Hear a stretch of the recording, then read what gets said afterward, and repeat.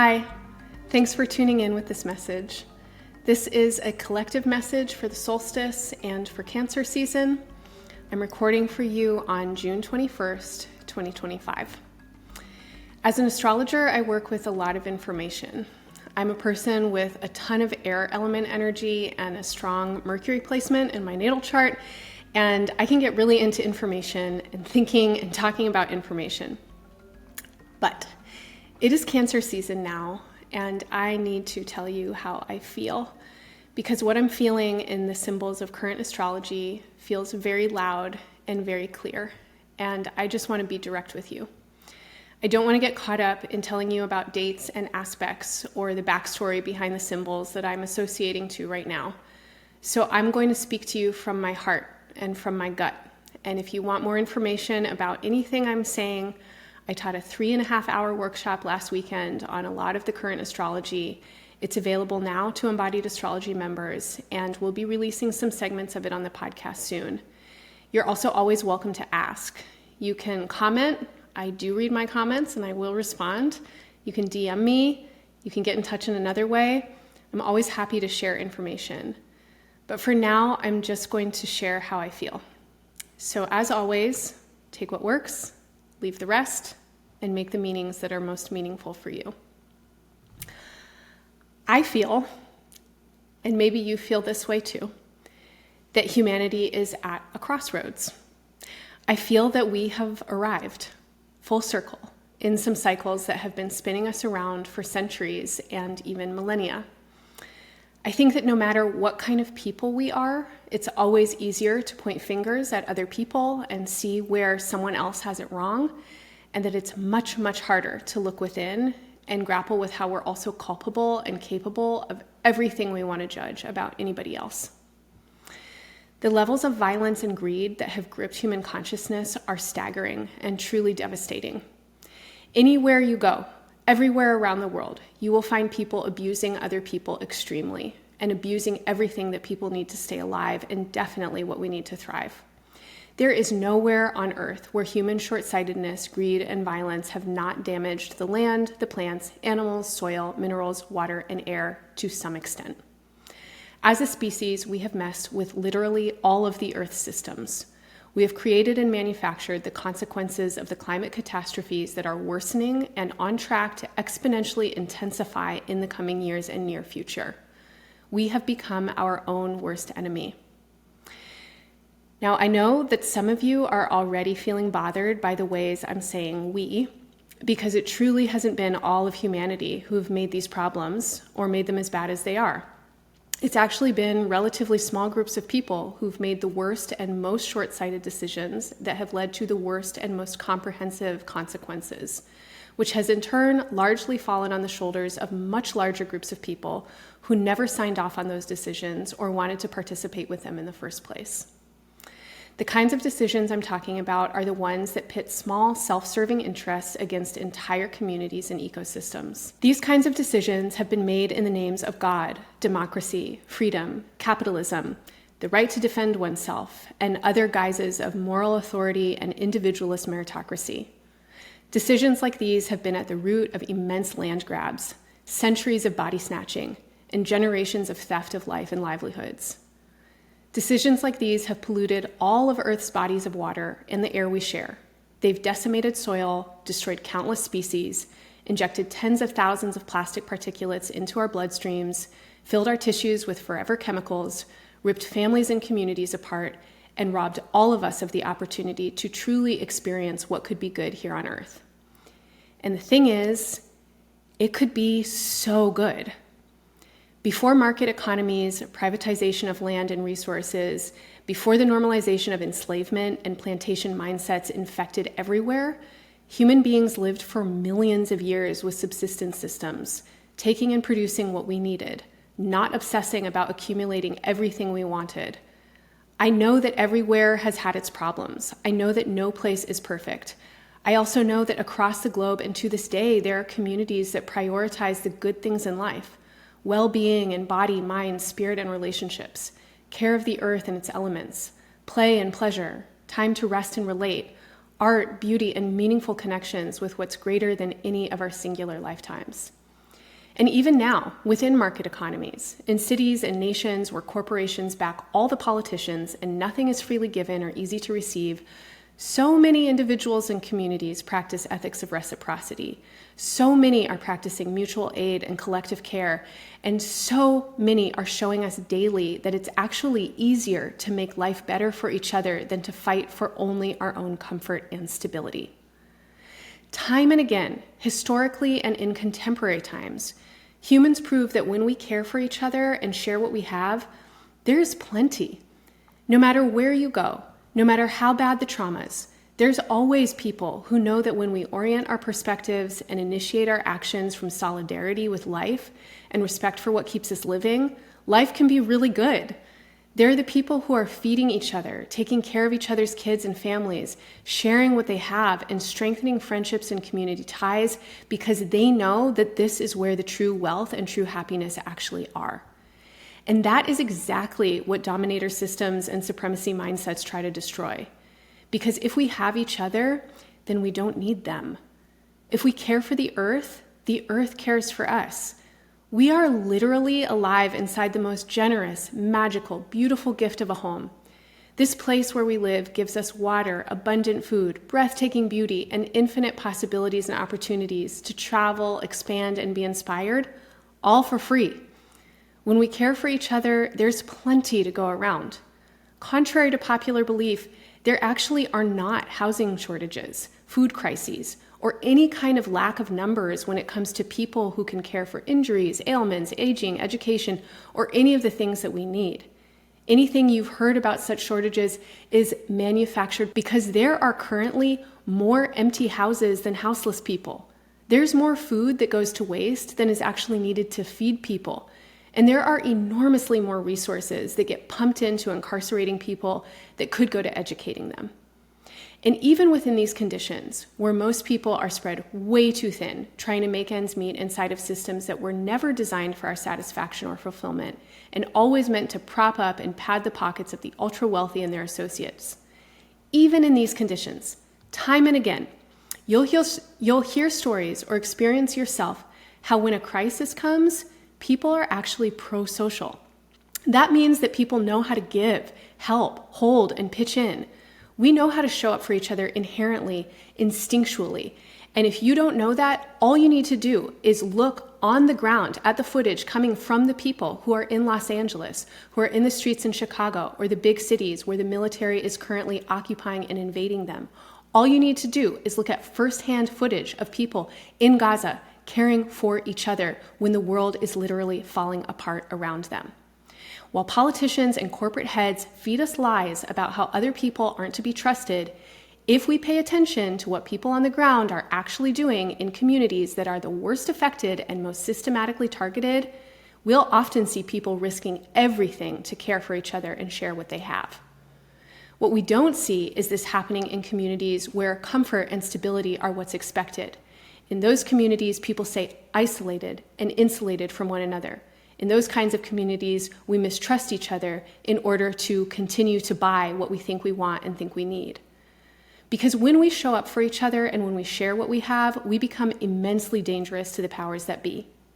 When we show up for each other, we have more than enough force to match their militias. We have more than enough power to take their power away. And it's our labor, our attention, and our buy-in that they actually need. And they know this, which is why they do everything they can to keep us apart. The ways they keep us apart are by fabricating scarcity, by ripping families apart and away from their homes and land, by stealing what we have so that we'll fight over what they say they can give us.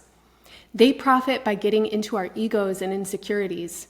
They tell us stories about how some kinds of people are godless, ruthless terrorists, while they're the ones bombing sacred sites, murdering families and children, and destroying entire cultures.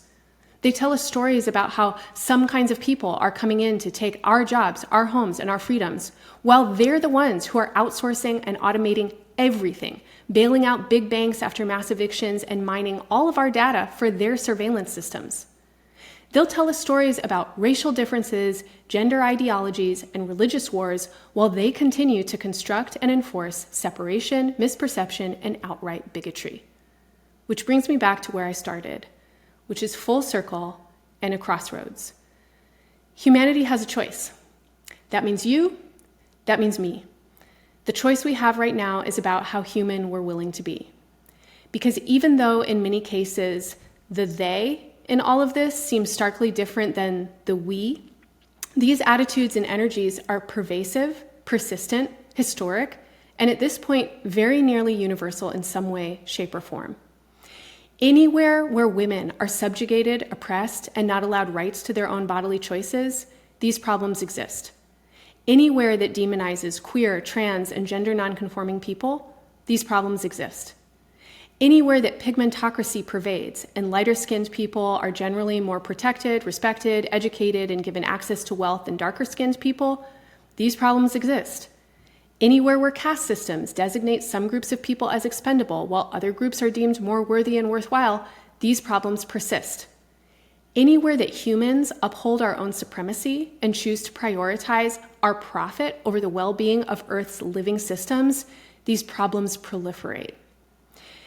So while it's true that many individuals and communities have definitely been trapped between bad choices and forced to live in ways that go against our own knowing and moral conscience, the truth is also that people like us everywhere are also choosing every day to go against our own knowing and moral conscience.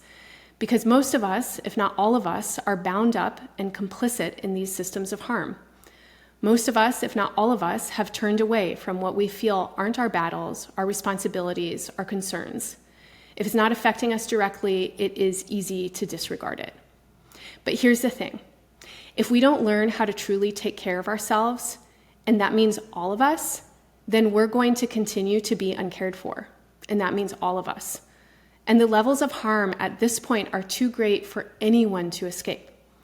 It does not matter how rich you are, how white or male or physically strong or socially well-connected you are. It doesn't matter how many guns you have or how many homes you own. It doesn't matter if you've already built out your bunker or bought your one-way ticket to Mars. If you can't care about everyone, then I'm sorry, but no one is actually going to care about you. And that's the turning point where we are right now. Because what's happening currently is actually unprecedented. We're living through times when a mass amount of people have become connected enough that we've been able to see through all of the stories and see how they're interconnected and entangled. A large percentage of the generations alive now understand that lack of care and genocide and domicide and ecocide are connected. We're fluent in the interconnections between the transatlantic slave trade and the climate crisis. We see the ways that militarization and policing have been funded across the world, while diplomacy and social services have been cut. We recognize the hypocrisy of moral superiority complexes that justify violence in the name of self-defense. And all of this makes us extremely dangerous to the status quo, which is why the status quo is becoming increasingly dangerous to all of us. The way this logic works is through divide and conquer. They know that the less we have, the more we'll fight over it. And the more we fight each other, the more we'll be reliant on the status quo to maintain paltry stand-ins for actual safety and sustainability, which means they'll be able to keep selling us their weapons and security systems and surveillance networks, which means they'll keep having justifications to fight their wars and hoard their wealth. We have arrived at a crossroads. It's not a new one. We've been here before, and maybe we've been here forever. The choices are simple. We can nurture or destroy. We can care or we can hate. We can treat others the ways we want to be treated, or we can treat others the ways we have been treated. According to my astrological meaning making, we're looking forward to a future that is about to go rapidly in one of two ways. And our attention and participation will be a big part of what actually decides which way it goes. The first way we can go is acceleration of violence, warring, and mass policing, and further division between a small percentage of a wealthy elite and large global majority of human beings who will be bred and continue to be bred as consumers and grist for the machines of capital. Option number 2, acceleration of global solidarity movements, mutual aid networks, and mass uprising. We need to close the wealth gap and reframe our basic orientations of human life away from human supremacy and back towards environmental interdependence. The first option will get us more of the same until we die from it, and we are about to die from it. In 2025, Earth is on the brink of total systems collapse. Ice sheets are melting. Keystone species are going extinct or have gone extinct. The Gulf Stream is collapsing, and our capacities to provide for ourselves are deteriorating rapidly. If we don't stop warring and mass-consuming fossil fuels, AI is not going to save us. We are looking at the end of civilization as we know it within our lifetimes. For many people in many places, civilization has already failed. And maybe that's what it's going to take to bring us back together again. But I think that if we prioritize collective well-being and start collaborating instead of competing, the future could actually be very different very fast. There is a world waiting for us where everyone is housed and fed, where children and elders are protected, where we take care of the land and the land takes care of us. I know it seems impossible right now. I know that watching nihilistic strong men run tanks over people's homes and bodies, displacing millions and laying waste to entire communities is enough to cause reasonable doubt about our abilities to change anything. I know that the threats of deportation, imprisonment, bankruptcy, alienation, and estrangement are very real. I know that they have most of the weapons and most of the money. But what I also know is that we have always been the ones with the actual power. Because true power is in people working together, not in brute force consolidated by a few. True power is us owning our resources, utilities, and institutions. True power is us owning our time, our labor, our bodies, our sovereignty. True power is in our care for one another, our relationships, our networks, our families, and ecosystems.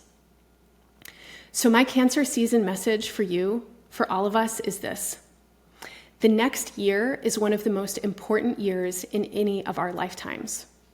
What happens between now, in June of 2025, and next June of 2026 will set the stage for what happens over the next 2 decades and the next 2 centuries. It's going to be easy to keep doing the same things and for the same things to keep getting worse. It's much harder to do things differently. But if and when we do, changes will happen and they'll happen quickly and their results will be profound. And here's the thing, we're already doing it. We're already changing. And this is also my Cancer season message to you. We are already winning. They're giving us genocide, police violence, and disappearing people. We're giving the largest mass mobilizations in history. We're giving community care networks and fucking intelligent, funny, and effective slapbacks. They want us to believe it's hopeless, but this is exactly the time that we need to push harder because we are so close to a breakthrough. Because we've seen and experienced too much of what love and liberation actually could look like and feel like. And we are so close to remembering how much we have when we have each other. The current moment needs everyone working together in the ways that we can. That means that everyone has a role in the revolution and no one's role is more important than anyone else's. We need cooks, caretakers, and storytellers just as much as we need frontline fighters, legal advocates, and angel investors. We need poets, artists, and dreamers just as much as we need scientists, strategists, and social workers. We need everyone leading and everyone supporting. We need everyone sharing information. We need everyone sharing resources. We need everyone doing the work of lifting each other up. We need everyone trying and failing and experimenting with what other systems could look like. We need everyone remembering and reminding each other that we're in this together. We need everyone educating each other where anyone's ignorance gets in the way. We need all of us, and we need all that we have. So please, if you have reached this message today, let this be a moment that moves you. Let this be a moment that changes your mind and cracks you open. If you've ever thought you could have more, or if you've ever believed it's all a game, I want to tell you, you're absolutely right. You can have so much more. You can have everything you need and a ton of what you probably want, but only if everyone gets to play the game together. So please, let this be a moment when you recommit to your own humanity. Divest from the winner-takes-all mentalities and start including yourself in the answers that you're looking for. Let's stop fighting people who are fighting for the same things as we are. Let's stop fighting people who might look different or talk about things differently or have different perspectives on the why and the how. If there's a chance to build a bridge, let's build it. If there's a chance to be curious instead of judgmental, reach out and open up. If there's a chance to share instead of hoard, share. See what other kinds of connections and resources are possible. If there's a chance to advocate for someone or put your body in the way of their abuse or leverage your privileges for their survival, do it now, because your survival might just count on it. The most important work any of us can do right now is to find ways to come back together, which also means healing where we've been torn apart. And this is one of the places where, in my opinion, astrology can actually help us so much. Because as a system, it's complex, adaptive, intelligent, and creative enough to include everything that needs to be included. All of our histories, cultural paradigms, personality differences, and communication preferences have a place within an astrological paradigm, as long as the astrologers working with it are willing to work in ways that include everyone as well. And that, in my experience, is where the synthesis of embodiment practices with astrological thinking is so effective. Embodiment practices lay the groundwork for people to enter into and maintain respectful relationships. Through learning to attune and track our own sensations and internal experiences, we can learn to hold space for and heal from intensity, conflict, and profound trauma. Through working with astrology, we can expand our thinking and awareness of character differences and edgy alignments and personality traits, and learn to navigate our needs and choices with compassion and ease instead of mistrust and judgment. The combination of embodiment practice and astrology makes each of these modalities so much more effective. Astrological frameworks help embodiment practices stay grounded in what's relevant, historic, strategic, and practical. Embodiment practices help astrology resonate, integrate, and become something we can activate and utilize intentionally. As I mentioned in the introduction to this season's horoscopes, I believe that a beautiful future on Earth requires truly non-binary languages that are able to hold all of us in our myriad complexities. At Embodied Astrology, this is exactly the kind of work we're doing. And if you have felt or experienced the power of this synthesis, I hope you'll support our work by sharing it, promoting it, subscribing, liking, commenting, and donating. I really hope you'll join us and contribute to what we're doing. In the show notes below, you'll find ways to get involved alongside a list of other suggestions of ways to take action. Now, these are just lists and just suggestions.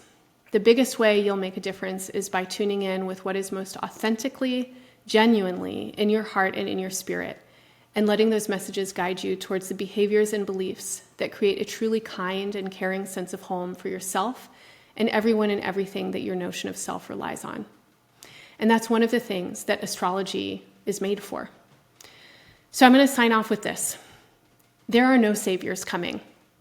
We have to save us. We have been given immense gifts. We could live in heaven here together if we stopped creating hell for each other. The holiest lands are the ones we tend together. So let's find the ways, friends.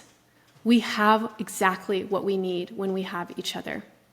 If you want to connect, reach out.